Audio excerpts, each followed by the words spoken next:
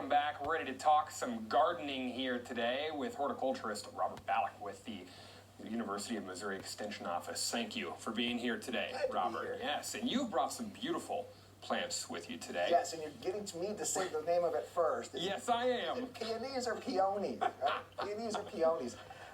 Most people say peonies, and I learned peonies, and I moved to Missouri, and there's some people who can really grow some pretty good flowers calling them peonies. So I'm not going to argue with those people. No. So whichever way you want to say it is fine. Now, Robert, you know we're in Southwest Missouri. Yes. We do things just a little bit differently. We got a little bit of a twang every now and then that comes out. I think before the break, I combined the two. Peonies, whatever. It's awesome. Figure it out. I kind of like peonies the way you're saying. But they're beautiful. They're unmistakable once Yes. you see them, right? Yes, they are. You can see them there. These are perennial plants, okay? And they have a history that relates to Memorial Day. Perfect time. It all starts with the Civil War.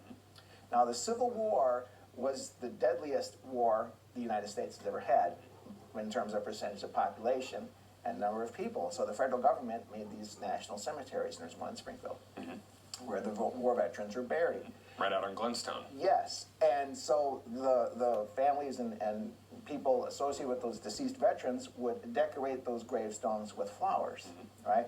And so the Union Army veterans decided to start a movement called Decoration Day, set for May 30th, when people across the country would decorate the war veterans' gravestones, right?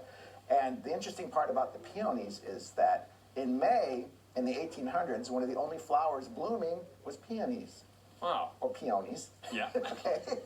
And they're the only flowers blooming, so they were very popularly used for that, and they still carry that connotation today. Now, Decoration Day was started in 1868, and in 1968, it got renamed to Memorial Day.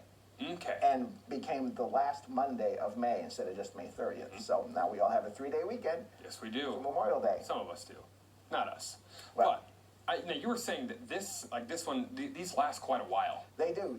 They start blooming, and maybe they bloom for about a month, but the rest of the summer they have this beautiful foliage, which we have here. You can see on this. And this one actually came from the Zebel farm in just outside Stratford, right? And this was an 87-year-old woman has this peony in her yard, and it's been there as long as she can remember. Yeah.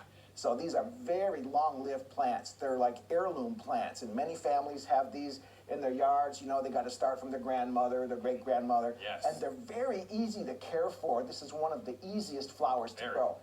And so it's just a beautiful plant. Yep.